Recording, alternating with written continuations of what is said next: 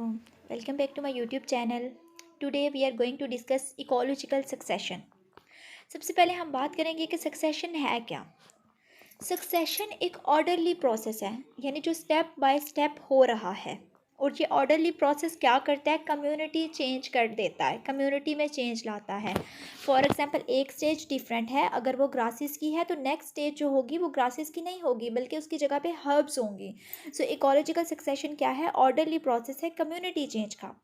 या हम कह सकते हैं कि ये सीक्वेंस है कम्युनिटी की जो एक दूसरे को रिप्लेस करती हैं इन अ बेयर एरिया, यानी ऐसा एरिया जहाँ पे पहले कोई चीज़ नहीं है। तो वहाँ पे फॉर एग्जांपल अगर पहले ग्रास है तो फिर हर्ब्स हो जाएंगी। हर्ब्स को कौन सी कम्युनिटी रिप्लेस करेगी, श्रब्स की। ठीक है।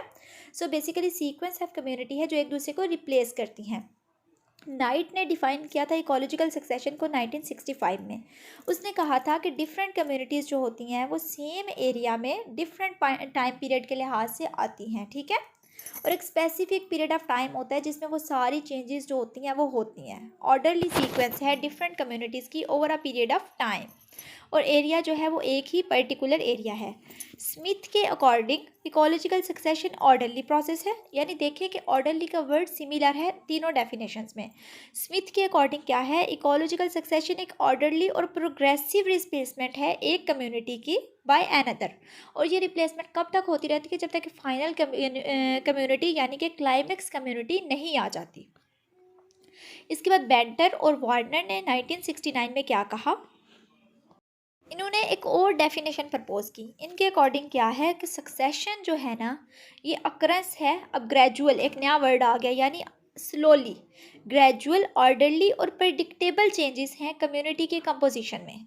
सो बेंटन और वार्नर ने क्या कहा कि ग्रेजुअल, ऑर्डरली और प्रेडिक्टेबल चेंजेस हैं in the composition of community. और ये चेंजेस कब तक होती रहेंगी, जब तक क्लाइमैक्स नहीं आता। इन डेफिनेशन से हम क्या कह सकते हैं कि जो कम्युनिटी की डेवलपमेंट है ना, वो इकोसिस्टम में पॉइनियर स्टेजेस के साथ स्टार्ट होती है। ठीक है। फिर उनको वन बाय वन बाकी स्टेजेस जो हैं वो रिप्लेस कर दी जाती हैं अनटिल हमारे पास क्लाइमैक्स कम्युनिटी बन जाती है जो कि एक स्टेबल कम्युनिटी होती है। अब यहाँ पे देखें, जैसे हमारे पास पहले देखें ना ग्रासेस हैं। ठीक है। उनको रिप्लेस किसने किया, श्रब्स ने। फिर यंग ट्रीज हैं, फिर मेच्योर फॉरेस्ट है। अगर हम स्टार्ट से देखें तो मड है, उसमें सबमर्ज प्लांट्स हैं। ठीक है। कुछ फ्लोटिंग प्लांट्स हैं, उसके बाद कुछ इमरजेंट्स हैं जो ज़मीन पे आ गए हैं, उसके बाद ग्रासेस हैं। ठीक है। यानी ये सीरीज ऑफ चेंजेस होती हैं और एक कम्युनिटी दूसरी कम्युनिटी को रिप्लेस करती जाती है अनटिल एक मेच्योर हमारे पास क्लाइमेक्स कम्युनिटी बन जाती है। जैसे यहाँ पे इस केस में फॉरेस्ट जो है वो क्लाइमेक्स कम्युनिटी है। उसके बाद दो डेफिनेशंस हैं। First one, serial stage. Serial stage क्या होती है, अब जितना भी कम्युनिटी का प्रोसेस होता है ना, कम्युनिटी चेंज का, सक्सेशन का, उसमें क्या होता है, बहुत ज़्यादा स्टेजेस इन्वॉल्व होती हैं। हर स्टेज की अपनी स्पेसिफिक वेजिटेशंस होती है। जैसे कुछ में रूट्स होंगी, कुछ सबमर्ज्ड होंगे, कुछ फ्लॉट कर रहे होंगे। ठीक है। कुछ फॉरेस्ट होंगे। ये हर जो डेवलपमेंट स्टेज है उसको हम क्या कहते हैं, सीरियल स्टेज। यानी एक जब कम्युनिटी एक स्टेज में होती है तो वो स्टेज क्या कहलाती है, सीरियल स्टेज। उसके बाद वो स्टेज कन्वर्ट हो जाती है दूसरी कम्युनिटी में तो वो एक और सीरियल स्टेज बन जाती है। ठीक है। ये बेसिकली स्टेजेस एक दूसरे के साथ कंटिन्यू होती हैं और उस टाइम तक कंटिन्यू रहती हैं जब तक हमारे पास एक क्लाइमेक्स स्टेज नहीं बन जाती।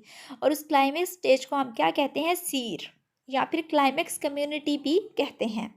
यहाँ पे एग्जांपल है, अगर सक्सेशन वाटर में होगी तो उसे हम हाइड्रोसीर कहेंगे। ठीक है।